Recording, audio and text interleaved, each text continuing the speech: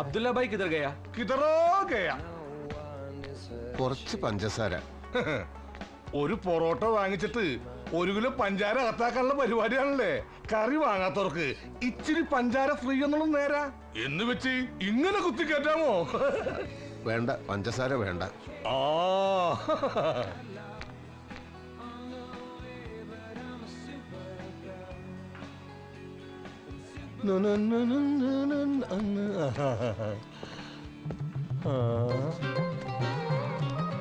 അസ്തഗ്ഫിറുല്ലാഹ്.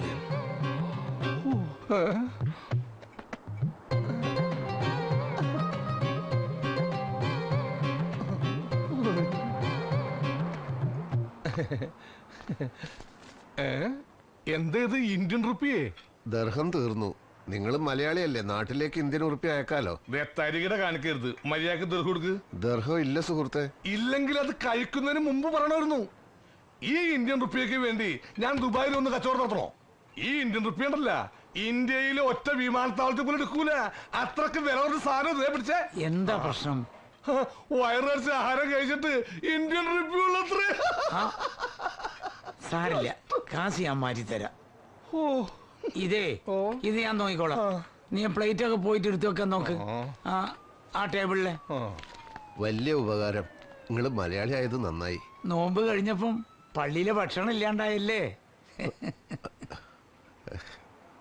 പള്ളിയിൽ വരുന്നത് നിസ്കരിക്കാനല്ലാന്ന് മനസ്സിലായി. നാട്ടിലെ അമ്പലത്തിലൊക്കെ പോകാറുണ്ടോ? ഞങ്ങളെ നാട്ടിൽ പള്ളി അമ്പലമൊന്നും ഇല്ലാത്തത് കൊണ്ട് ദൈവമായിട്ട് നേരിട്ട് പരിചയപ്പെടാൻ പറ്റിയിട്ടില്ല. പരിചയപ്പെടാത്ത ആൾക്കാരായിരിക്കും ചിലപ്പോ മൂപ്പർക്ക് കൂടുതൽ ഇഷ്ടം. എപ്പോഴും വിളിച്ച് ശല്യപ്പെടുത്തൂല്ലോ.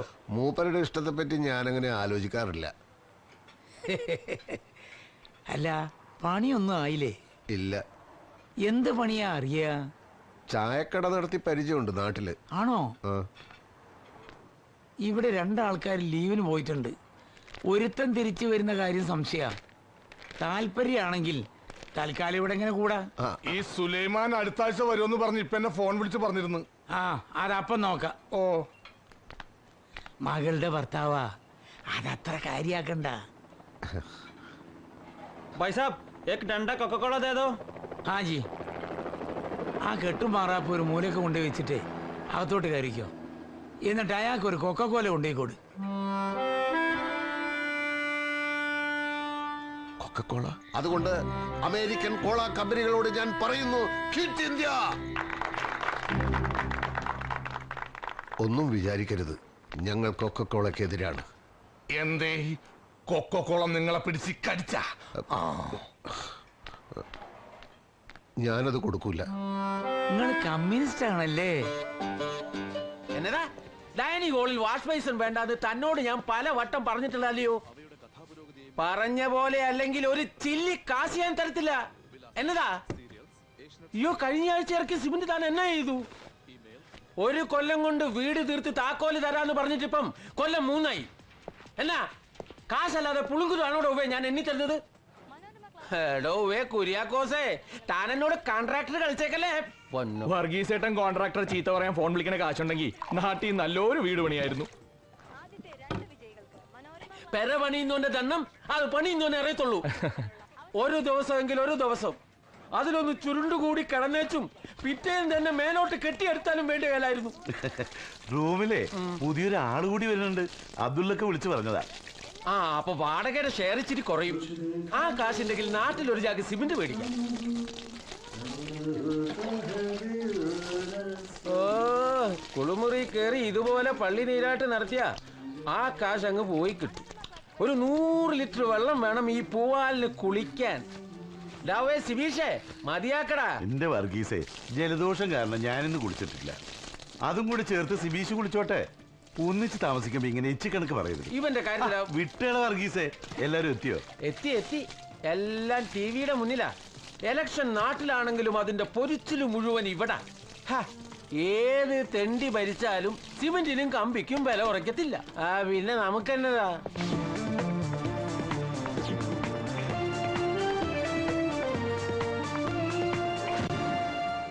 നമസ്കാരം. ഏഷ്യാനെറ്റ് തെരഞ്ഞെടുപ്പ് വാർത്തകളിലേക്ക് സ്വാഗതം. ഞാൻ സനീഷ്. പ്രധാന വാർത്തകൾ. നാളെ ബഷീറിന്റെ ബാർബർ ഷാപ്പിൽ നല്ല തിരക്കായിരിക്കും. മീശ പഠിക്കലും മൊട്ടയടിക്കലും എല്ലാം കൂടെ.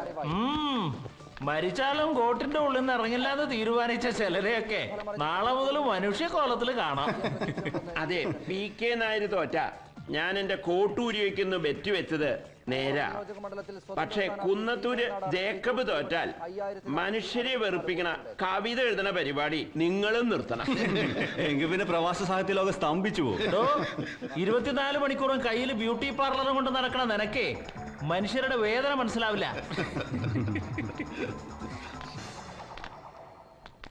ഇതാ നമ്മുടെ പുതിയ താമസക്കാരൻ മുകുന്ദൻ. ഇത് നമ്പ്യാർ, ഒരു പ്രൈവറ്റ് കമ്പനിയിലെ PRO ആണ്. ഇവിടുത്തെ മലയാളികളുടെ ഇടയില് ആളൊരു പ്രമാണിയാണ്. ഹലോ, 1971 മുതല് ഞാൻ ഇവിടെ ഉണ്ട്. അന്ന് കേറിക്കൂടിയതായി ഈ കോട്ടിനുള്ളില്, പിന്നെ ഇന്ന് വരെ പുറത്തിറങ്ങിയിട്ടില്ല. കോട്ടു നമ്പ്യാരെന്ന് പറഞ്ഞാലേ തിരിച്ചറിയൂ. ഞാൻ പൂക്കുഞ്ഞി, അത് വർഗീസ്. ഹായ്, ഞാൻ സുബീഷ്. ഞാൻ ആനന്ദൻ. ഞാൻ അബു. ഞാൻ വിശ്വൻ കദളിക്കാട്. വായനാശീലമുണ്ടെങ്കിൽ കേട്ട് കാണും. മുകുന്ദൻ കമ്മ്യൂണിസ്റ്റ് ആണ്. അവരെ പത്രത്തിൽ നിങ്ങളെ കവിത വരാറില്ലല്ലോ. കൊല്ലം കരുനാഗപ്പള്ളി മണ്ഡലത്തിൽ ജനകീയ മുന്നണിയുടെ ഷിഹാബുദ്ദീൻ വിജയിച്ചു. സോഷ്യലിസ്റ്റ് മുന്നണിയുടെ പരമ്പരാഗത മണ്ഡലമായ ഇവിടെ അവരുടെ R ഗോപകുമാറിനെയാണ് ഷിഹാബുദ്ദീൻ പരാജയപ്പെടുത്തിയത്. കോഴിക്കോട് മണ്ഡലത്തിൽ സോഷ്യലിസ്റ്റ് യുവനേതാവ് നജീബ് തൊട്ടടുത്ത എതിർ സ്ഥാനാർത്ഥി മാപ്പിള ലീഗിലെ മുഹമ്മദ് ജബ്ബാറിനെ 762 വോട്ടിന് അട്ടിമറിച്ചു. ജനകീയ മുന്നണിയുടെ കുത്തക മണ്ഡലമായ ഇവിടെ ആദ്യമായാണ് സോഷ്യലിസ്റ്റ് സ്ഥാനാർത്ഥി വിജയിക്കുന്നത്.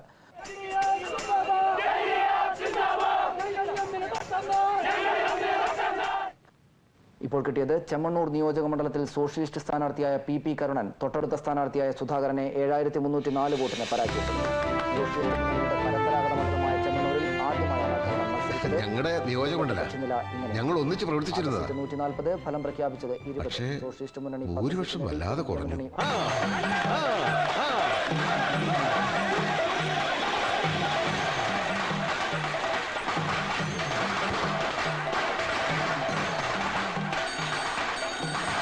ഹലോ, അതെ, കൊടുക്കാം. ഹലോ ഹലോ,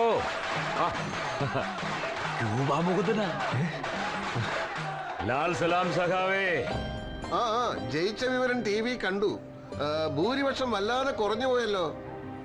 പിന്നെ മണ്ഡലത്തിൽ നടപ്പാക്കേണ്ട കാര്യങ്ങളുടെ ഒരു മുൻഗണനാ ലിസ്റ്റ് ഞാൻ സെക്രട്ടറിക്ക് അയച്ചു കൊടുത്തിട്ടുണ്ട്. TV ചാനൽ, പത്രം എന്നൊക്കെ പറഞ്ഞുള്ള കറക്കം ഇനി വേണ്ട. നിയമസഭ ഇല്ലാത്തപ്പോ ചെമ്മണ്ണൂരിൽ തന്നെ ഉണ്ടാവണം. ഇവിടത്തെ കാര്യങ്ങൾ ഞാനും സഖാക്കളും കൂടി ചെയ്തോളാം. സഖാവ് അതേക്കുറിച്ച് ആലോചിച്ച് വിഷമിക്കണ്ട.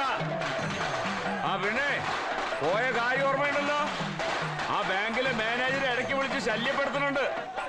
കിട്ടിയ കാശ് തോന്നിയ പോലെ ചെലവാക്കാതെ ആ ബാങ്കിലെ കടം കുറെ കൂടി വേഗത്തിൽ അടച്ചു തീർക്കാൻ നോക്ക്. കിട്ടുന്ന കാശിന്റെ തോന്നിയ പോലെ ചെലവാക്കുന്നതിന്റെ കാര്യം ഞാനിപ്പോ പറയുന്നില്ല. എന്റെ കാർഡ് തീരാറായി. എല്ലാ സഖാക്കളോടും എന്റെ അന്വേഷണം പറയൂ. ശരി. രൂപാമൂന്ന് നമ്മുടെ കയ്യിൽ നിന്ന് പോയെന്നാ തോന്നണേ. അവിടെ പോയപ്പോ ഒക്കെ മറന്നു. ബാങ്കിലെ കടം മറന്നു, നാട് മറന്നു, പാർട്ടീനെ സഖാക്കളെ ഒക്കെ മറന്നു. ദുബായിലിപ്പോ കാശും പൊന്നും വാരിക്കൂട്ടുന്ന തിരക്കില്ലല്ലേ.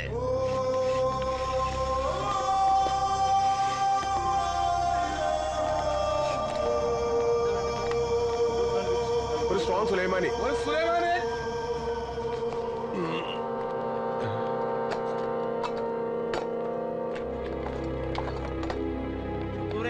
അതങ്ങോട്ട് വേഗം എടുത്തു കൊടുക്ക്. നീ എന്താ ഇവിടെ? അബ്ബാസോ, എനിക്കിപ്പോ ഇവിടെയാണല്ലോ പണി. ഇവിടെയോ?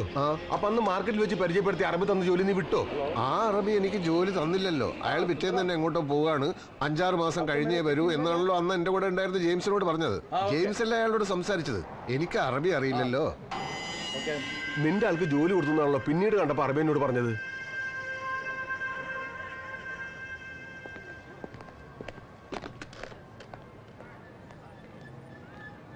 السلام عليكم بوس، أنا عباس ديرة، كيف حالك؟ أنت أتى شغل عدد يوم شاديك مالي، هو موجود منك؟ ഓക്കെ ശുക്രൻ, മാസലാം. എന്താ സംഭവം? ആ ജോലി ആണുങ്ങളും കൊണ്ടുപോയി. അന്ന് നിന്റെ കൂടെ ഒരു ഇത്തിക്കണ്ണി, അവനിപ്പോ ആ കമ്പനിയിലെ പെർമനന്റ് സ്റ്റാഫാ. ആര്, ജെയിംസോ? ചെമ്മന്നൂർ വെച്ച് അഭിപ്രായ വ്യത്യാസങ്ങൾ ഉണ്ടായിട്ടുണ്ടെങ്കിലും ക്യൂബ മുകുന്ദനെ ഓർക്കുമ്പോൾ മനസ്സിൽ എപ്പോഴും ഒരു അഭിമാനമായിരുന്നു. നാട് കാക്കാൻ വേണ്ടി കാട്ടിയ വീറും വാശിയും തൻ്റെയൊക്കെ സ്വന്തം ജീവിതത്തിൽ കുറച്ചെങ്കിലും കാട്ടായിരുന്നില്ല നിനക്ക്? എന്താ നിനക്ക് പറ്റിയത്? സഖാവ് സൊസൈറ്റി ഗോപാലേട്ടൻ കാശ് തിരിമറി നടത്തിയെന്ന ഒരു കഥയുണ്ടാവുക, ആ കഥ തൊണ്ട തൊടാതെ വിഴുങ്ങിട്ട് ബാധ്യതയും ഏറ്റെടുത്ത് ദുബായ്ക്ക് ഇങ്ങോട്ട് കയറിപ്പോരുക. ഗോപാലേട്ടന് തെറ്റുപറ്റിയെന്ന് ഞാൻ വിശ്വസിച്ചിട്ടില്ല, എന്നിട്ട് സ്വന്തം മോനത് വിശ്വസിച്ചു. വിശ്വസിച്ചിട്ടൊന്നുമല്ല, പക്ഷെ തെളിവുകളൊക്കെ. തെളിവ് എന്നിട്ട് എന്തുണ്ടായി? നീ ഇരിക്കേണ്ട സ്ഥാനത്ത് കരണം കയറി MLA ആയി. എനിക്ക് MLA മന്ത്രിയൊന്നും ആവണ്ട. ഞാനും അച്ഛനും ഒന്നും പാർട്ടി പ്രവർത്തിച്ചത് സ്ഥാനമാനങ്ങൾക്ക് വേണ്ടിയല്ലല്ലോ. പക്ഷേ അർഹതയില്ലാത്തവർ സ്ഥാനത്ത് വരുന്നത് തടയേണ്ടതും പാർട്ടിയോടും ജനങ്ങളോടുള്ള ഉത്തരവാദിത്തം നിറവേറ്റാൻ സ്ഥാനമാനങ്ങൾ സ്വീകരിക്കേണ്ടതും പാർട്ടി പ്രവർത്തകന്റെ കടമയാണ്. ഒരു ആരോപണം ഉണ്ടായാൽ ഉടനെ രാജിവെക്കാനും ലീവ് എടുത്തു മുങ്ങാനും നീ ആരാ? AK Antonio?